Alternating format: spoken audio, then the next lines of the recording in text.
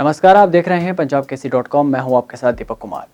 यमुना नदी बेहद पवित्र मानी जाती है, लेकिन कभी कभी ये यम का रूप ले लेती है। ऐसा लगता है कि खुद काल सवार होकर आया हो। यमुना नदी चाहे शांत हो या विकराल, लेकिन इस नदी में हर साल कई लोग डूब जाते हैं। कुछ लोग मस्ती करने, दोस्तों के साथ चिल करने और कुछ एडवेंचर्स करने के लिए अक्सर नदी के पास आते हैं और सारे नियमों को ताक पर रखकर नदी में छलांग लगा देते हैं, ये सोचे बगैर कि नदी कितनी गहरी है और वो कितनी मुसीबत में जा सकते हैं। हालांकि यमुना को देवी का दर्जा दिया गया है, लेकिन बहुत बार ऐसा हुआ है कि लोग काल का ग्रास बन चुके हों। मस्ती में या गलती में जब मुसीबत आती है तो लोग भगवान को याद करते हैं या फिर रेस्क्यू बोट क्लब को। और सच्चाई ये है कि ऐसे वक्त में भगवान तो नहीं आते, लेकिन रेस्क्यू बोट क्लब की टीम जरूर पहुंचती है लोगों की जान बचाने के लिए। सीमित संसाधनों के साथ अपनी जान को हथेली में लेकर वो यमुना में कूद पड़ते हैं और कोशिश करते हैं कि किसी के घर का दिया ना बुझे। अपनी स्क्रीन पर देखिए, जो चेहरे आपको नजर आ रहे हैं वो है असली हीरोज, जो 24 घंटे स्टैंड बाय मोड पर होते हैं और एक कॉल आने पर तुरंत तैयार हो जाते हैं समय को मात देने के लिए। इससे पहले कि काल पहुंचे, ये पहुंच जाते हैं किसी को मौत के मुंह से बाहर निकालने। इनकी रेस समय से होती है और मुकाबला यमराज से। चाहे वक्त कोई भी हो, ये हमेशा तैयार होते हैं। जैसे ही इनके पास कॉल आती है, ये निकल पड़ते हैं अपनी बोट लेकर। इस वक्त हम यमुना के किनारे हैं और ये कोरोना की जो महामारी चल रही है उससे बचने के लिए हम लोगों ने तमाम जतन कर रखे हैं। हाथों में ग्लव्स है, फेस शील्ड भी पहन रखी है। लेकिन यमुना किनारे एक बोट क्लब की एक ऐसी टीम है, पूरे योद्धा हैं जो तमाम रोज़ डेली यमुना में उतरते हैं। कभी उनको कॉल आती है कि कोई कूद गया है, कभी किसी बॉडी की, तो तमाम उनके पास हथियार ना होते हुए भी वो रोज़ योद्धा रोज़ यमुना में उतरते हैं। कभी लोगों को बचा कर लाते हैं तो कभी डेड बॉडी भी लाते हैं। तो अभी उनको एक कॉल मिली है कि कहीं कोई बॉडी दिखाई पड़ी है, तो हम अब उनके साथ चल रहे हैं। वो उस बॉडी की सर्च करेंगे और हम देखेंगे इन बहादुर योद्धाओं का काम। तो हमारी टीम भी चल पड़ी इस सफर पर। यह सफर कम, इन हीरोज की दैनिक ड्यूटी ज्यादा है। सबसे पहले बोट तैयार की गई। आप देख सकते हैं कि किस प्रकार बोट में मोटर लगाया जा रहा है ताकि तेजी से नदी में सफर किया जा सके। मोटर लगाने के बाद बोट तैयार है नदी में रफ्तार पकड़ने के लिए और जलधारा को तेजी से काटते हुए बोट आगे बढ़ चली। हालांकि लॉकडाउन का चौथा फेज जारी है, फिर भी कुछ लोग नदी के किनारे दिखाई पड़े, जिसके बाद रेस्क्यू टीम ने उन्हें समझाया। चलो यहाँ से, डूब जाने का खतरा है, इसमें बहुत ज्यादा गहरा पानी है। चलो निकल जाओ।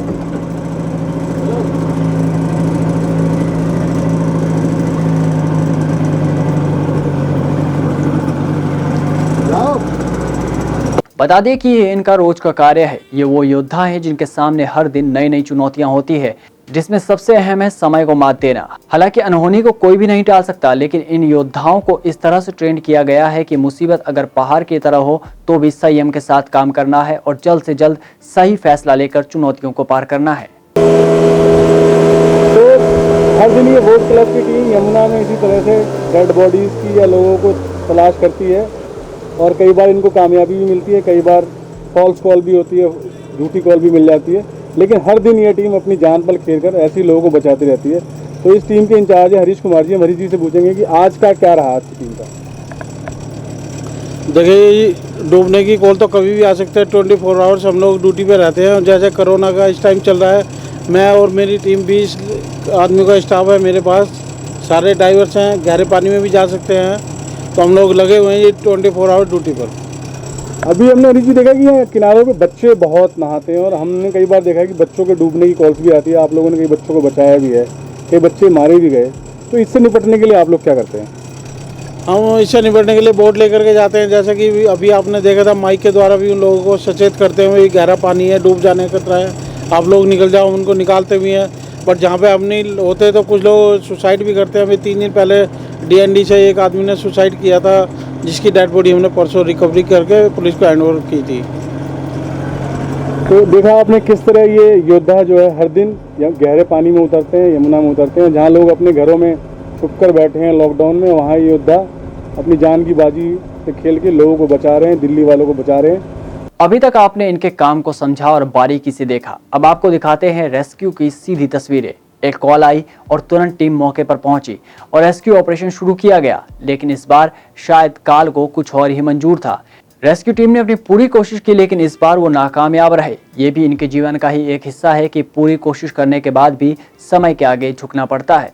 पूरा दिन इनके साथ घूमने और इनके कार्य को बारीकी से समझने के बाद हमने बात की हरीश कुमार से, जिन्होंने बताया कि उनके काम में किस तरह की परेशानियां आती हैं और किस तरह की मुसीबतों का सामना करना पड़ता है और किस तरह से अपने आप को हमेशा मेंटली प्रिपेयर करना होता है। हरीश जी, जो आजकल यमुना का पानी भी साफ हो गया, यमुना का बहाव भी दूर है, तो ऐसे में क्या रूटीन रहता है, कितनी कॉल्स आती हैं, क्या पूरी दिनचर्या रहती है आप लोगों की? सर कॉल की कोई लिमिट नहीं है, कभी 3 भी आ जाते हैं, कभी 2 भी, कभी 1 भी। हाँ, पर डे भी आ जाती है या 1-2 दिन छोड़ के भी आ जाती हैं। अब जैसे कोरोना वाला चल रहा है अभी 1.5-2 महीने से, हम लोग और मेरी पूरी टीम हम लोग इस टाइम भी मतलब काम पे लगे हुए हैं। जैसी कॉल आती है हम लोग तुरंत कार्रवाई करते हैं। ज़्यादातर किस तरह की कॉल आती है? ज़्यादातर सुसाइड कॉल भी होती है या कोई नहाने के लिए गया तब डूब जाते हैं। अभी 2 दिन पहले DND पे नोएडा के रहने वाले थे कोई, वो सुसाइड किए थे अभी 2 दिन पहले, तो उनकी डेड बॉडी हमने परसों ही निकाली है। लेकिन आप एक नहीं, जैसे सारी दुनिया आजकल कर रही है, लोग डेड बॉडी से भी डर रहे हैं, और आप लोग डेड बॉडी ढूंढते हैं और फिर उसको लाते हैं, तो आप लोगों को डर नहीं लगता? नहीं, डर तो लगता है, बट क्या करें सर, नौकरियाँ करनी पड़ेगी, सारा स्टाफ हमारा इसी काम के लिए है। बट इस टाइम हम लोग अपनी जान भी हथेली पे लेके और मेरा स्टाफ भी सब अपने इसी में ही लगे हुए हैं कि भाई दिन रात हमें काम करना है, लोगों को बचाना है, और बचाते भी हम, ऐसी बात नहीं है। कोई अगर हमारे सामने डूब रहा है या मतलब कहीं से कॉल आई, हम बचाने की पूरी कोशिश करते हैं कि भाई हमें किसी भी तरह से उस बंदे को बचाना है। साल भर का अगर वैसे देखें तो क्या कितने लोग बचा पाते हैं और कितनी बॉडियाँ निकालते हैं? साल में करीब 150 से 200 आदमी हम बचा लेते हैं और 200-250 के करीब डेथ भी हो जाती है।